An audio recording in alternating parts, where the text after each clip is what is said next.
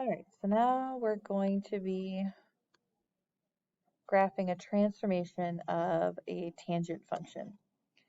So first thing we always identify is a, b, h, and k. In this problem, the a value is the 3 in front of our function tangent.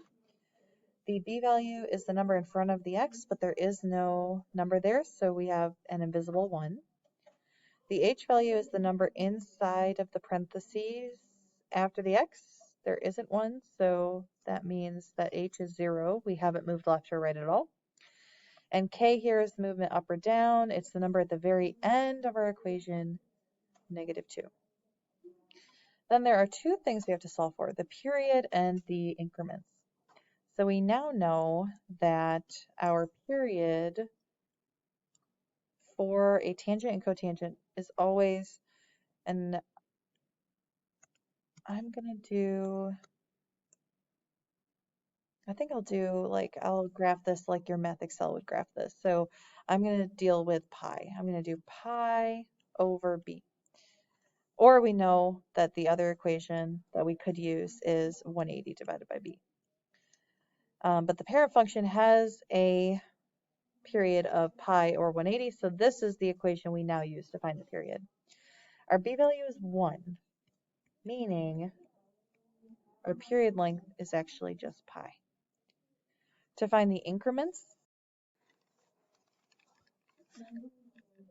so now what you do to find the increments is you, instead of dividing by 4, we could divide by 4. However, remember up top where we were finding, let's scroll up, where we were finding the parent functions. Notice that yes, each wave is broken up into 4 sections, 4 different sections. However, when we're graphing this, and I don't know why it's not loading, but when we're graphing this, we really don't need to graph these in between points. It's not really needed to graph these. So instead, we're just going to break the period up into 2 parts to know where the center point is.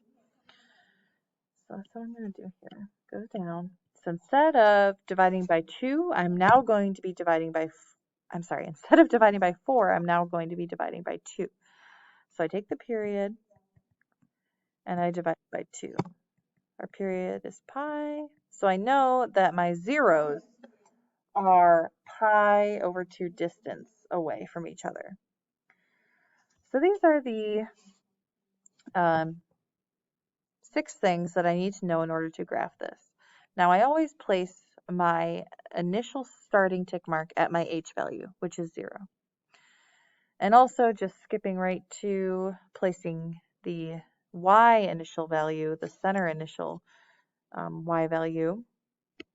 I take my k, and that is where this function will be centered. So now to find the rest of the x values, what you do is you add the increment length. So here, if we're starting at 0, you add pi over 2 each time. So 0 plus pi over 2 is pi over 2. Pi over 2 plus pi over 2 is just pi. And we're only having to graph a single wave. So because our period length is pi, I can actually stop here. You could keep going if you wanted to. And actually, I think I will. And add pi over 2 and pi over 2 to get a full 2 pi, because this would be the length of an entire cosine wave or sine wave. But again, you only need to really, unless it states it, you only need to really graph a single period. And we know that our period length here is pi, so we could have stopped at pi if we wanted to. Now to get the top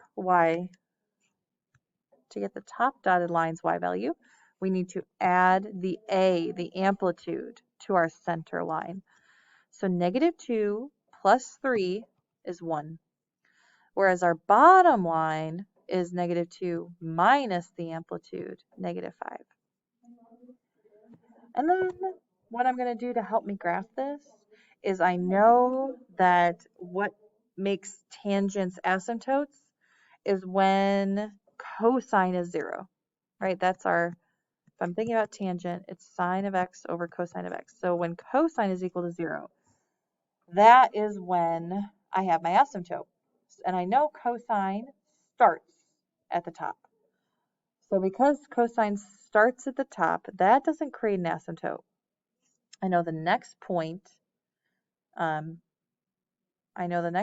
for cosine is in the middle, and then we have a bottom, middle. So wherever this cosine line touches the center line, that's where an asymptote is created, right? Whenever cosine is 0, that's what makes tangent undefined. And then I also know whenever cosine is at its top or its bottom, that is when tangent has a 0. And then tangent is always going upward, increasing from left to right. So here I have drawn way more waves than I need to, but this is my tangent graph. I should erase these. And if I was being super nice about it, halfway between 0 and my next tick mark, that is where there's a perfect point, perfect point, perfect point, and then also halfway between pi and pi over 2 there, perfect point, perfect